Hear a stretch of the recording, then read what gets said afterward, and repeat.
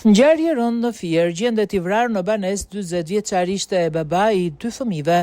Një ngjarje e rëndë është regjistruar në fshatin Portës të Fierit, ku një 40 vjeçar është gjetur I pa jetë në banesën e tij I qelluar me armë zjarri. Viktima është identifikuar si Taulant Halka, punëtor ndërtimi dhe babai I 2 fëmijëve.